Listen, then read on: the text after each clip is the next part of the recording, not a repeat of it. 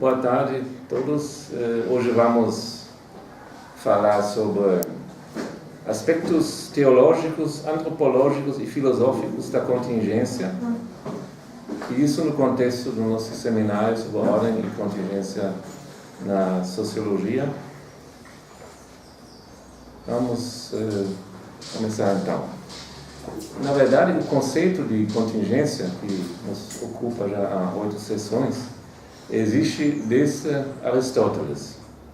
Para quem eventos futuros que podem acontecer ou não têm um caráter contingente. O resultado de uma batalha seria, assim, plenamente contingente. A consciência da contingência aumenta dramaticamente com a adoção da dúvida metódica pela filosofia ocidental. Descartes, já em 1637, introduz e valoriza positivamente observações de segunda ordem, passo decisivo e marcante para os tempos modernos. Observações de segunda ordem, então as observações das observações, são a especialidade dos críticos de qualquer gênero. Afinal, a crítica é somente possível quando feita neste segundo nível das observações. Como essência do processo reflexivo, a crítica passou a ser a paixão dos pensadores modernos.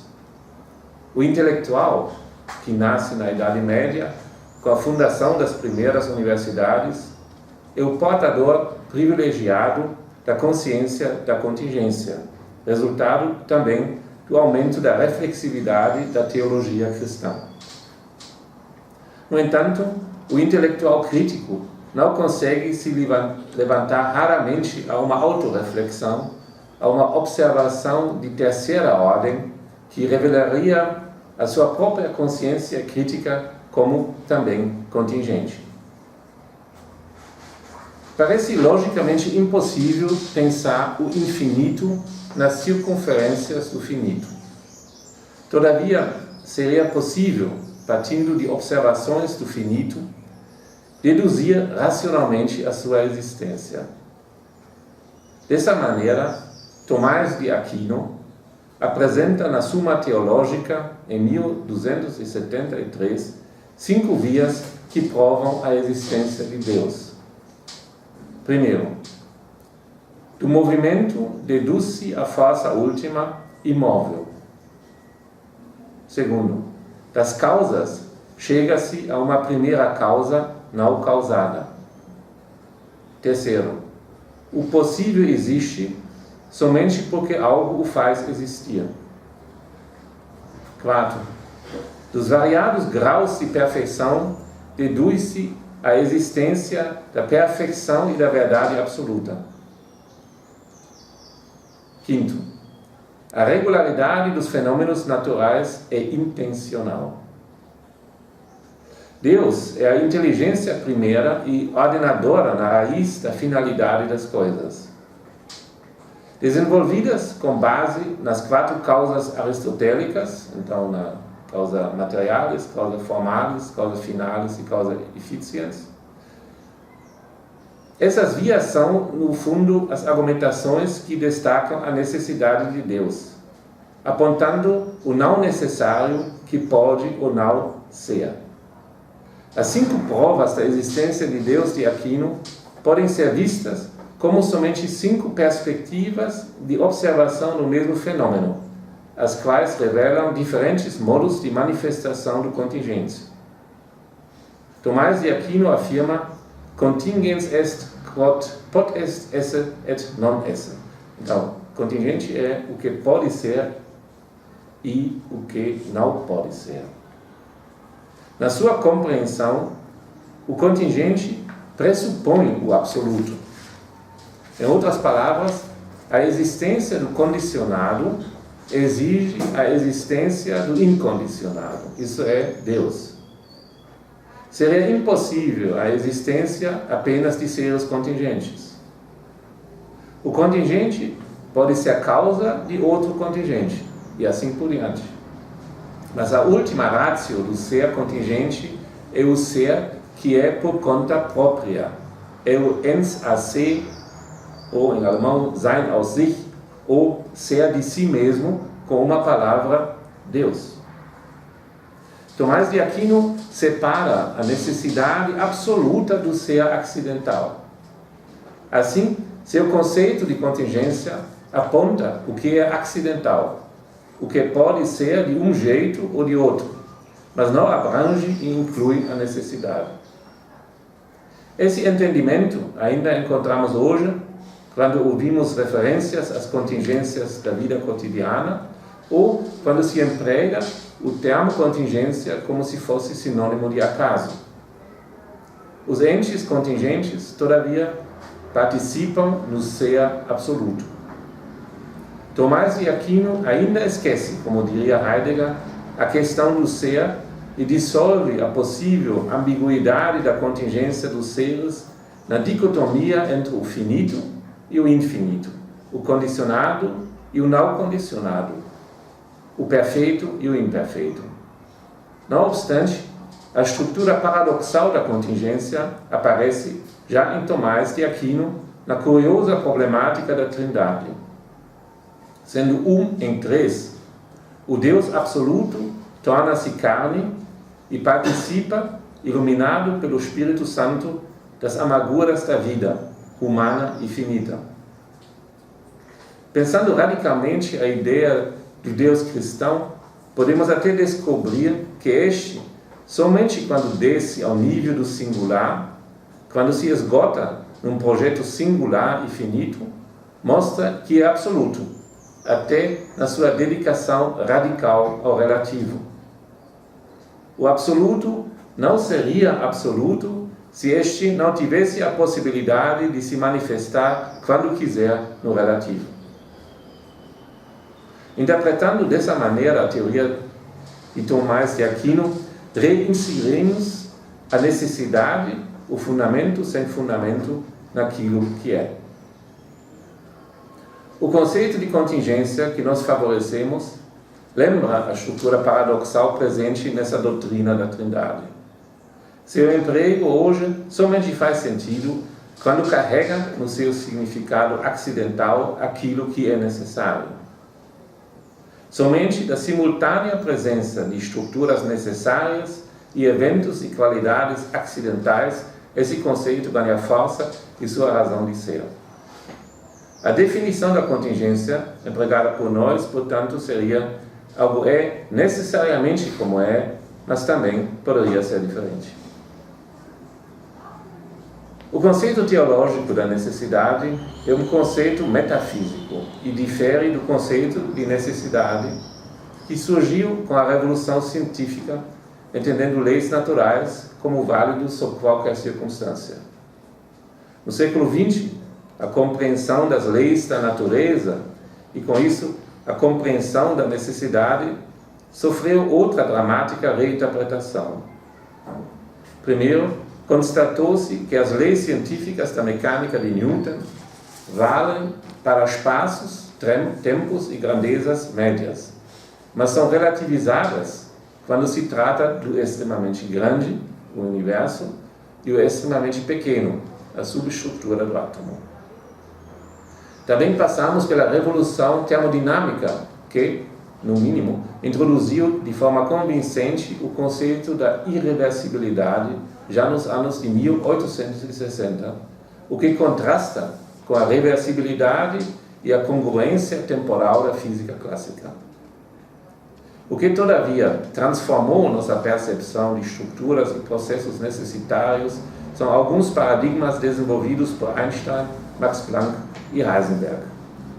A relatividade, a física quântica e as relações de incerteza tornaram muitos fenômenos físicos antinômicos e paradoxais. Com isso, apresenta-se o ser numa perspectiva radicalmente diferente. Uma perspectiva não somente nova para a física, mas também para a filosofia que encontrou em Heidegger o pensador ontológico contemporâneo. Em suma, o conceito de necessidade que propomos integrar no conceito contemporâneo de contingência não é mais uma grandeza metafísica de outrora. quem todavia quer vincular a ideia de necessidade com a ideia de Deus, deveria ir além de Tomás de Aquino e resgatar as fontes da teologia mística de pensadores como Mestre Eckhart, Bernard de Claraval e João da Cruz, entre muitos outros. Aqui se apresenta, já no contexto teológico, o absoluto como um paradoxo. Quem busca a gestão de riscos ou a sustentabilidade do desenvolvimento deveria, então, saber que esse projeto não pode escapar das antinomias e das instabilidades contidas no próprio ser, que é necessariamente como é, mas também poderia ser diferente, exatamente no momento em que nós menos esperamos. Rorty, como muitos outros contemporâneos, apropria-se do conceito da contingência, transpondo-o para um plano antimetafísico, reduzindo assim seu teor. O que queremos dizer com isso? O contingens não é entendível em Tomás de Aquino e em toda a teologia e filosofia até Nietzsche se o separarmos do seu oposto, do totalmente incondicionado. Deus é a necessidade absoluta, sem nenhuma razão de ser fora de si. Eu sou o que sou. O contingens é o dependente, o criado e o acidental, que pode ser ou não. A última causa pela qual algo pode ser ou não, ou porque algo é de tal maneira e não diferente, está fora do alcance da razão humana. Os caminhos do Senhor são insondáveis, dizem uns. O contingens é acidental, mas assegurado pela vontade de Deus, que lhe dá sentido, mesmo que este seja incompreensível. Grandes infortúnios que castigam o homem aparecem assim sob uma nova luz. A doença incurável ou a perda súbita da vida num acidente podem ser suportadas como provação, ser aceitas como castigo e penitência. O contingens, sem o seu oposto, não faz sentido. É um conceito pela metade, amputado do seu significado mais profundo. Todavia, tentamos pensar, em tempos modernos, sem recorrer a categorias metafísicas. Tal empreendimento leva, em muitos casos, a uma transposição de categorias metafísicas para um plano laicizado, já apontado por Carl Schmitt no âmbito do direito e da ciência política, e conduz frequentemente ao emprego de categorias tradicionais sem informar sua origem. Silenciando a genealogia metafísica dos conceitos e de muitos dos nossos valores, essa transposição aproveita, não obstante, seu poder de convicção.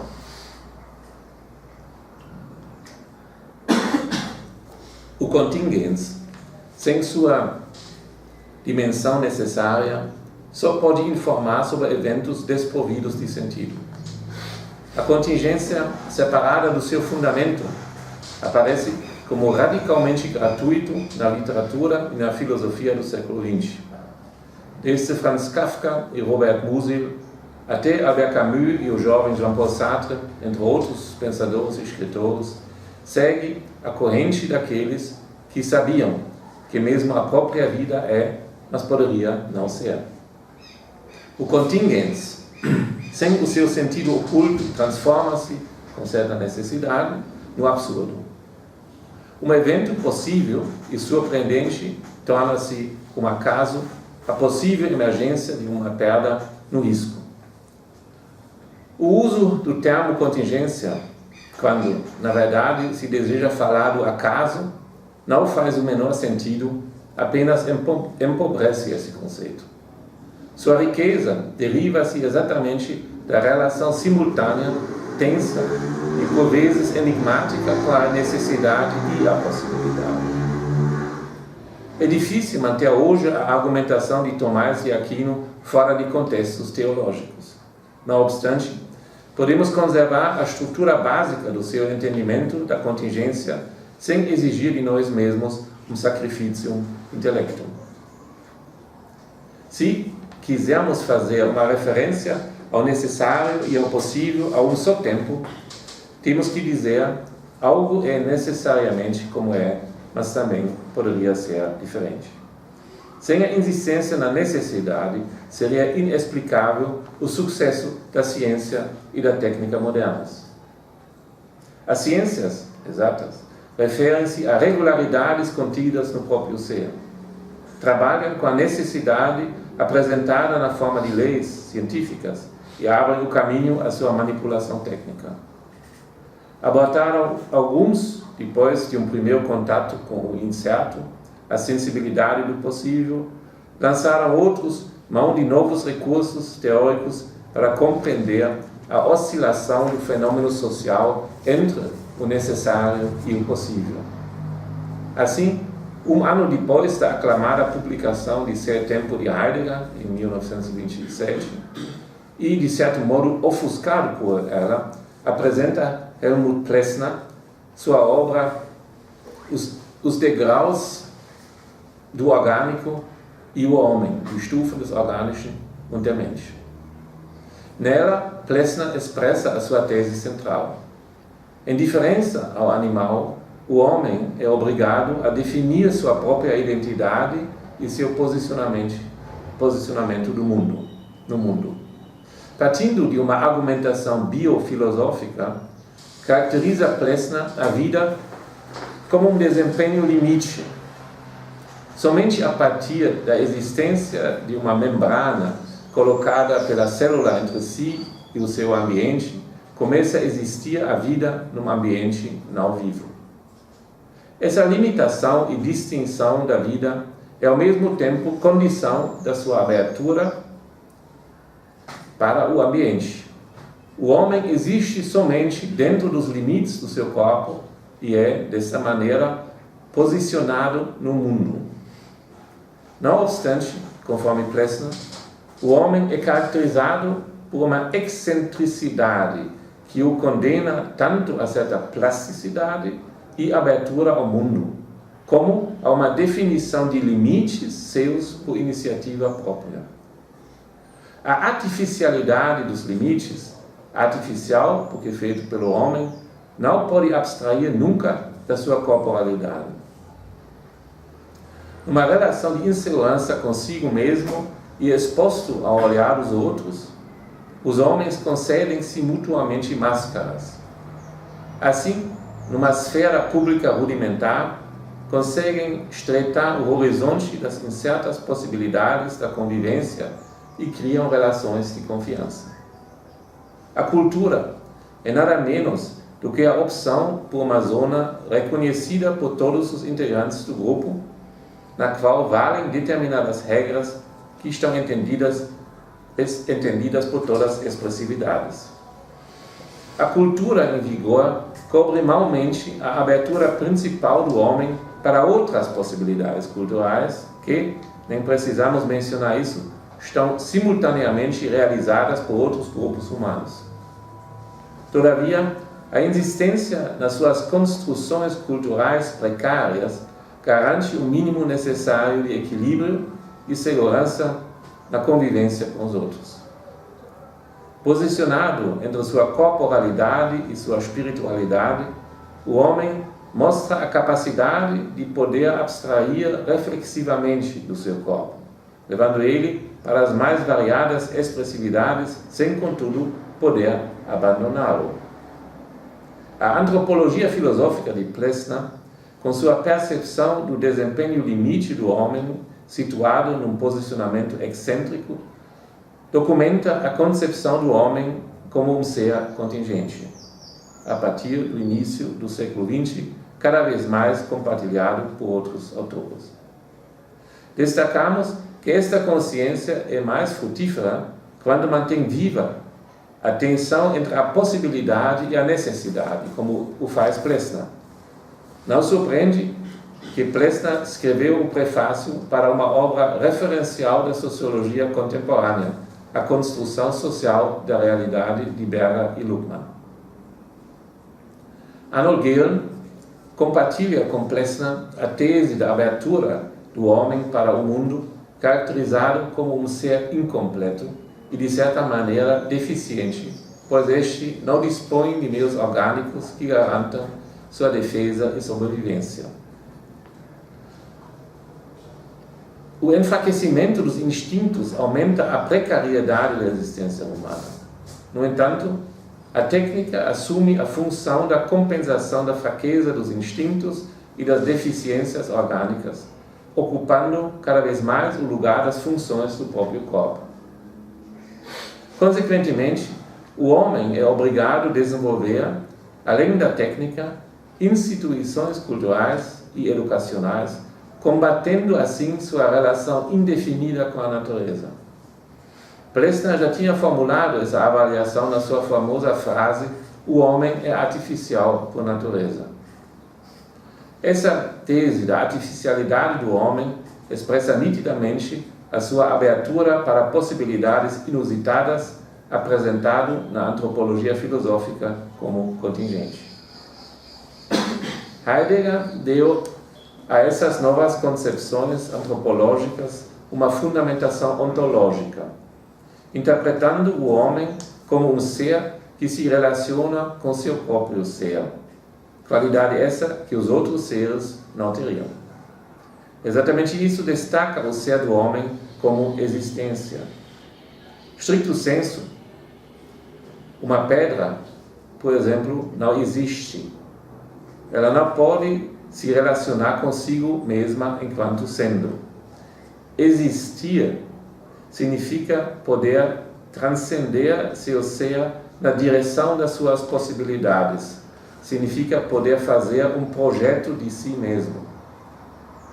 Existir significa também que o homem está sendo lançado ao ser e ficando exposto ao ser como se fosse posicionado sobre um vazio ou uma abertura. Plessner, com sua tese da excentricidade do homem, expressa algo semelhante. Para Heidegger, o projeto do ser aí implica a escolha entre caminhos.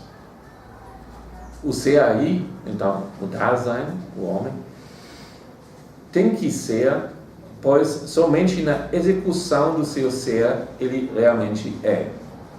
Acontece que o homem, na sua existência cotidiana, está sendo dominado por demandas do seu entorno que o afastam da sua existência autêntica. A mediocridade da vida e da opinião pública subjuga o ser aí e faz dele um man, um gente, um ser aí inautêntico. A ditadura do man apaga a diferença e entroniza a mesmice. Como Heidegger diz, cada um é o outro e ninguém é ele mesmo. Todavia, vale que o ser aí é sempre sua própria possibilidade.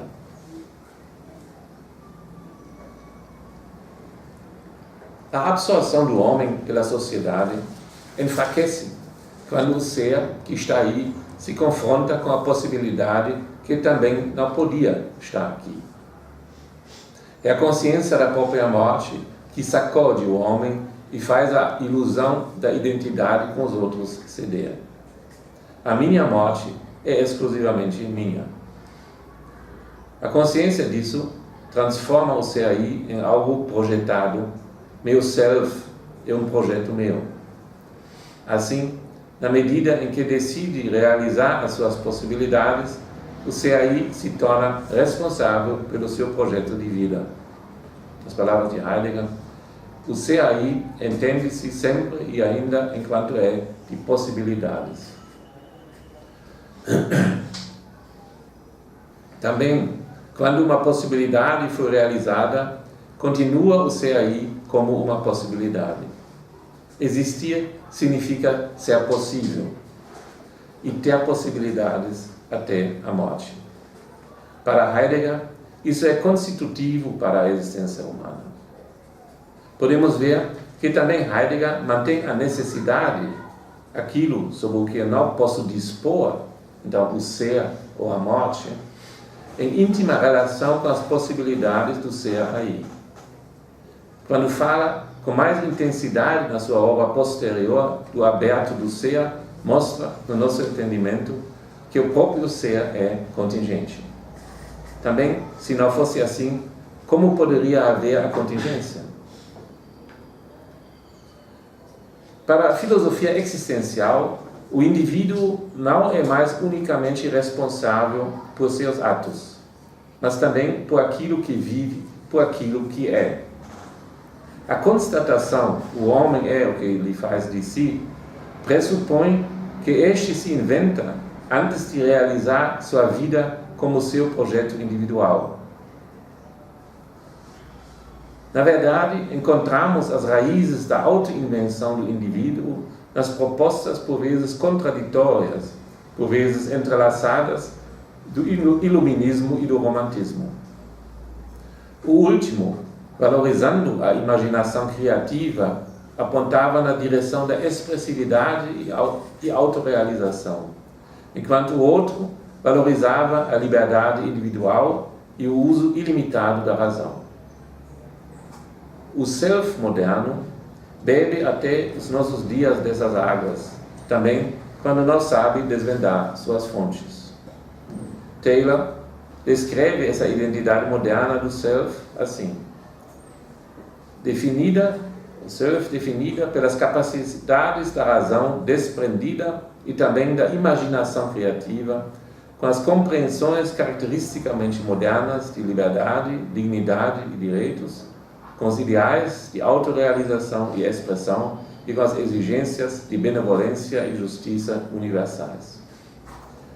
Dando ao seu livro As Fontes do Self o subtítulo A Construção da Identidade Moderna, apresenta o que anuncia: o caminho do agente humano na direção da construção da sua identidade. No entanto, uma identidade construída não é mais, stricto sensu, uma identidade, pois ela já possui a consciência de que ela poderia ter sido construída de forma diferente. A construção da identidade moderna acontece na plena luz da consciência da contingência, o que atribui a ela uma até então desconhecida fragilidade.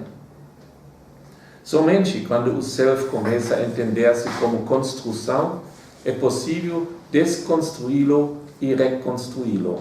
Começa então a época terapêutica. Na psicanálise, a biografia do analisado aparece como uma trajetória necessariamente percorrida até o dado momento. Somente a necessidade e a sequência lógica das experiências vividas garantem que o analista consiga reconstruir racionalmente a biografia para chegar eventualmente a uma conexão entre um evento e a experiência do mesmo vivido como traumático. O reparo de uma experiência traumática conta com a mobilização das forças do eu, sede da razão. Todavia, não existe uma relação de determinação entre evento e trauma. Se fosse assim, qualquer pessoa vendo uma aranha no seu travesseiro desenvolveria futuramente uma fobia. A pessoa escolhe, curiosamente, sua reação a um evento circunstancial e faz dela, eventualmente, um ponto crucial da sua biografia. Essas escolhas podem ser feitas assim, mas também podem ser tomadas diferentes. Uma aranha no travesseiro poderia desencadear também a biografia de um biólogo ou de um cineasta especialista em filmes de terror. Em outra biografia, sua presença ficaria simplesmente ignorada. Freud nos mostrou que necessidade e possibilidade permeiam a biografia individual. Em outras palavras, ele nos presenteou com uma interpretação da contingência da vida psíquica e da constituição da biografia de cada um. A liberdade, como liberdade descreveu esta como a ausência de restrições, por exemplo, de restrições à expressão política. As liberdades políticas, como o direito de se reunir, a liberdade da imprensa, etc., caracterizavam, e na sua área de validade ainda caracterizam, uma compreensão da liberdade que ainda não tinha perdido sua perspectiva ética. Assim, Kant entendeu a liberdade como a pré-condição para a moralidade, pois somente a independência da causalidade natural colocaria o homem na posição de poder escolher livremente a obediência às leis morais. Todavia, o que Kant denominava como a lei moral dentro de mim, apareceu na leitura de autores como Nietzsche como um reflexo da moral cristã e foi combatido como moral escrava. As colocações de Nietzsche são um sintoma da perda de hegemonia do cristianismo na cultura europeia no final do século XIX, já bastante evidente. Na medida em que este, sob pressão da modernização e racionalização secular, enfraqueceu, perdeu-se gradualmente também a segurança referente às normas morais emprestadas dele. Difícil fundamentar as prescrições morais implicitamente presentes no Código Penal e no direito constitucional, sem recursos que antecedem o próprio Estado de Direito. Sem as forças inibitivas oriundas da tradição religiosa e do conceito do sagrado, é impossível sustentar algumas das normas jurídicas centrais, entre elas aquelas que definem o que seria um crime hediondo. Nietzsche, numa revolta anticristã contraditória, secularizou a vontade de Deus e fez dela o ponto de partida da vontade de poder do seu sobre-homem. Este, por sua vez, ao mesmo tempo preso em uma reminiscência cristã, vontade de Deus, e um projeto laico e moderno, vontade de poder, não conseguiu indicar os critérios da liberdade para quê? Tal festejada pelo filósofo. Este problema se tornou, de certa maneira, crônico e aparece e reaparece em movimentos vanguardistas e de contracultura durante todo o século XX. Outros resolveram o problema da liberdade extinguindo-a, como os fascistas italianos e os nacionalsocialistas alemães e os comunistas russos. De certo modo, o último ato livre, antes de ingressar em tais movimentos, era a livre decisão de abdicar da liberdade. Nos anos 20 e 30 do último século, acontece então uma ruptura semântica com vastas consequências.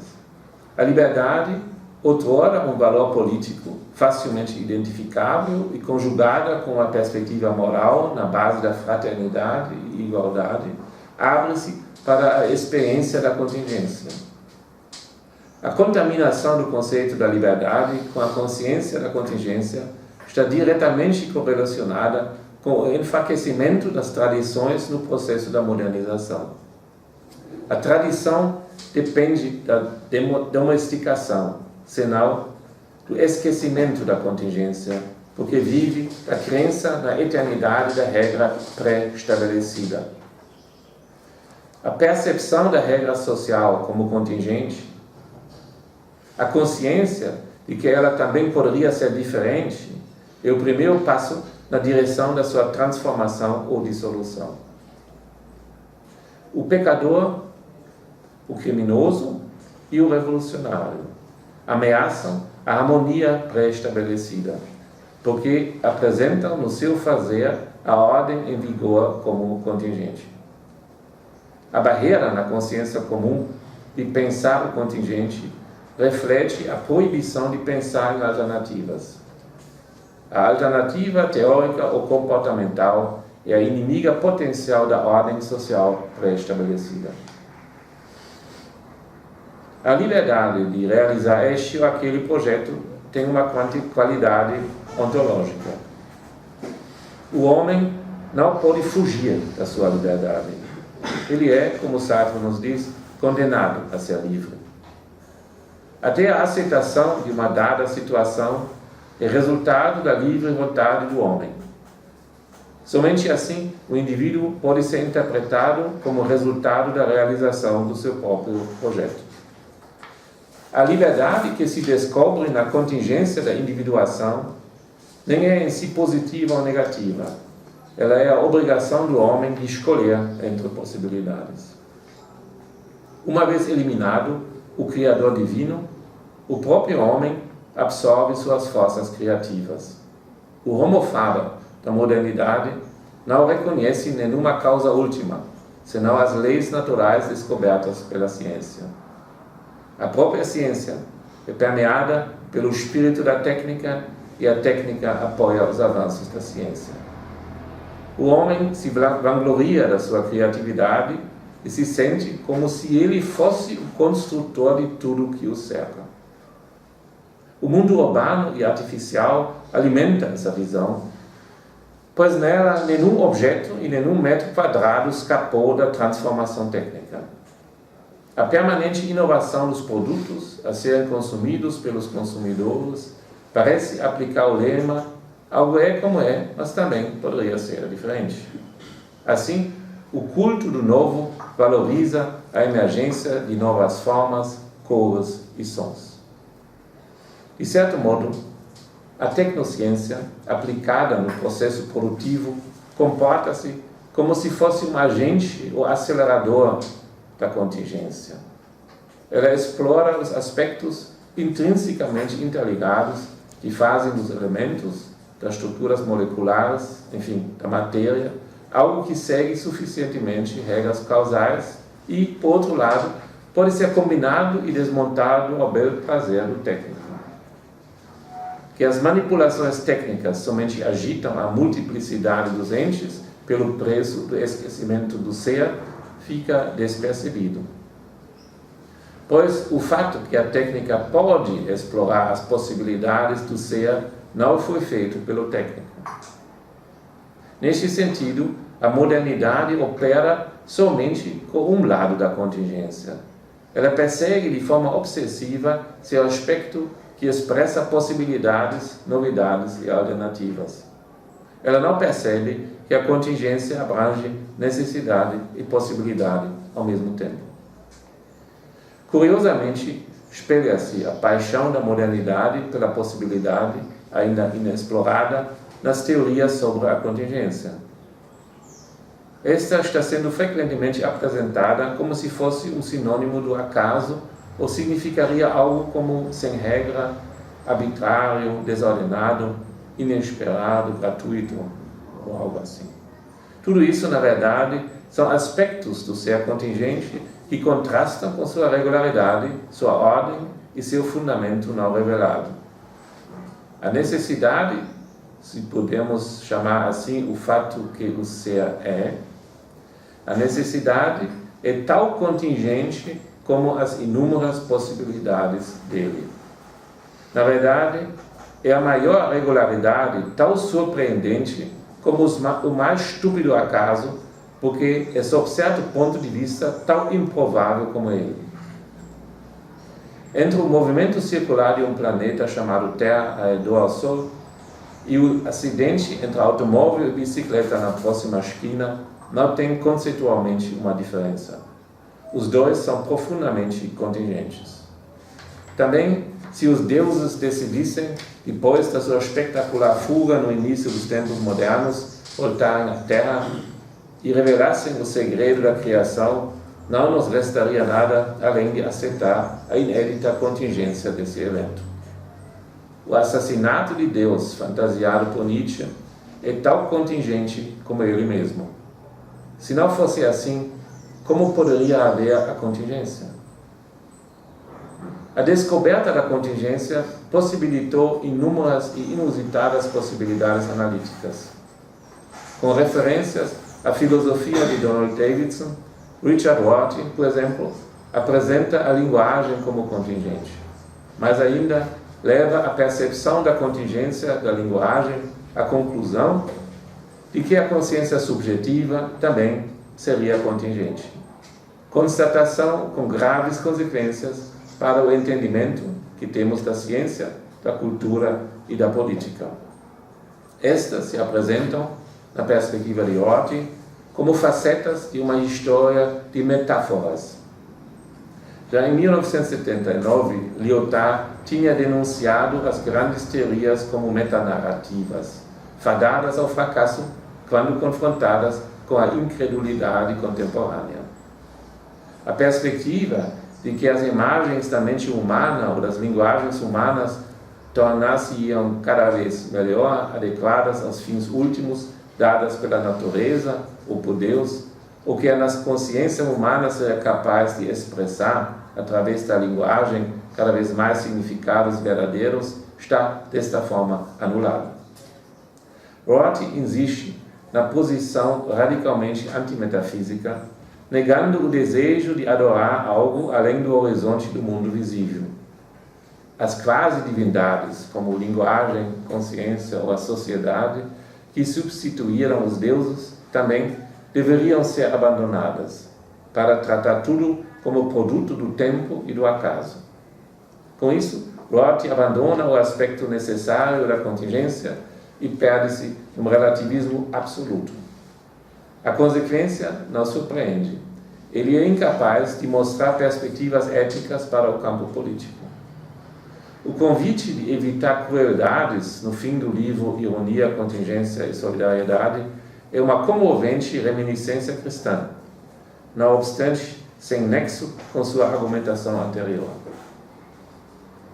Os teólogos e os filósofos metafísicos têm em comum a obsessão pela descoberta das condições universais da existência humana.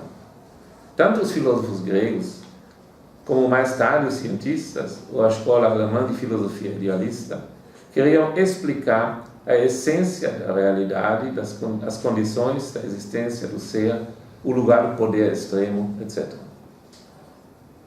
Por eles, as verdades e descobertas foram apresentadas como necessidades que moldariam a trajetória da existência individual. Nietzsche foi o primeiro que propôs a erradicação da representação de que nós pudéssemos descobrir a verdade. A verdade, para Nietzsche, é um exército de metáforas em movimento, indo aqui de encontro com Rorty, para quem a verdade seria meramente a invenção de uma narrativa dependendo do vocabulário final de cada um. A esperança de Nietzsche era de que o homem poderia se autocriar e se autodescrever, tornando-se assim um homem superior. No entanto, Friedrich Nietzsche, superando a metafísica por um lado, reconhecendo a solidão do homem e a falta de grandezas absolutas, recai nos seus braços quando postula a existência de uma vontade que fundamentaria o projeto da autocriação do homem. Outra revolta filosófica, não menos contraditória, contra a falta de fundamento depois da crise da metafísica, é a existência na identidade. O idêntico é inacessível a qualquer penetração por algo que não seja ele mesmo. Ele é a unidade indivisível e alheia a alternativas.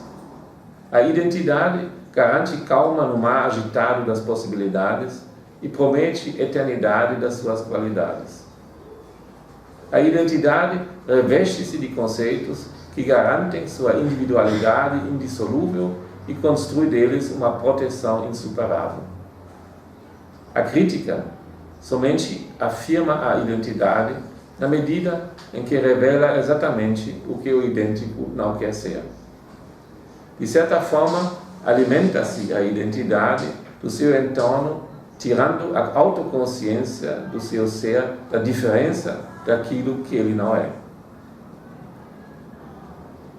O conceito é o mais forte aliado da identidade no campo do pensar. Este vive da descrição exata de algo que denomina. O conceito precisa ser delimitado, bem definido e claro. Assim, o conceito absorve a pureza do idêntico e rejeita qualquer mistura e oscilação. Clareza e distinção exigida do conceito combatem a penumbra e a miscigenação daquilo que não é idêntico. Como o idêntico, então, pode ser aberto para a contingência? A consciência da contingência tem realmente seus problemas com a identidade. Primeiro, porque o idêntico é idêntico consigo até o ponto que não permite ver outras possibilidades de si mesmo. Caso perceba algo além da sua própria identidade, trata-se de outras unidades idênticas que, assim aparece, não tem nada a ver com ele. A identidade convive com outras identidades, repelindo estas enquanto variações ou possibilidades de si mesmo. A contingência, então, nunca pode ser percebida a partir do interior da identidade. A luz branca nunca vai perceber que o verde, o amarelo e o azul são, entre outras, as suas possibilidades. Pois também, olhando para a identidade de fora, não se revela facilmente algo que este não é. Uma pedra não é uma pedra, um homem não é um homem, e um africano não é um africano. Parece somente um olhar meio vesgo, não comprometido com a perspectiva científica e sua postulação de clareza e distinção conceitual, transforma os contornos claros da identidade em algo diferente. O que aparece com a visão dupla na direção do idêntico. Ora, aparece a duplicidade daquilo considerado único e inconfundível. Principalmente na beira dos contornos da identidade, não podemos mais identificar sua localização exata.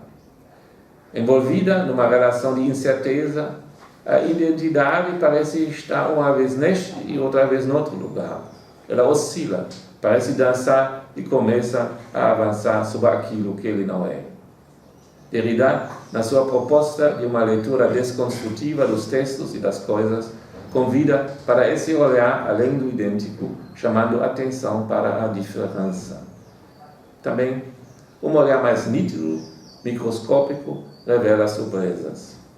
A identidade monolítica e homogênea contém manchas e impurezas que atraem a nossa curiosidade.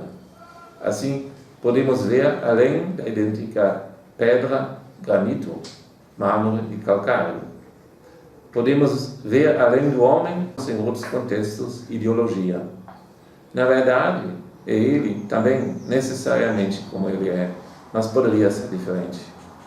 Digamos que ele é necessariamente como ele é, pois não dispõe daquilo que fez dele o filho dos seus pais.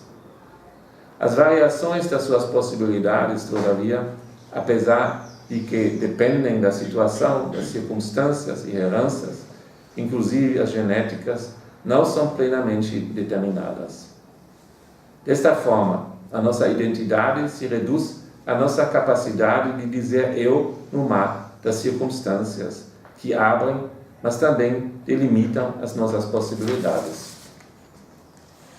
É oportuno lembrar que a identidade expande-se conceitualmente desde a lógica formal, onde A é idêntico com A, até a identidade do eu na psicanálise de Sigmund Freud, para sofrer um uso inflacionário no contexto de estudos históricos, antropológicos e sociológicos sobre fenômenos culturais contemporâneos. A insistência na identidade cultural, que na verdade é um conjunto de características culturais tradicionalizadas, quer erradicar a consciência da contingência do próprio fenômeno cultural. Enquanto política identitária, acirra os ânimos dos seus protagonistas e daqueles que essa política expulsa dos seus territórios. A consciência que algo é necessariamente como é, mas também poderia ser diferente, é uma ameaça para uns e promessa de liberdade para os outros. Assim, torna-se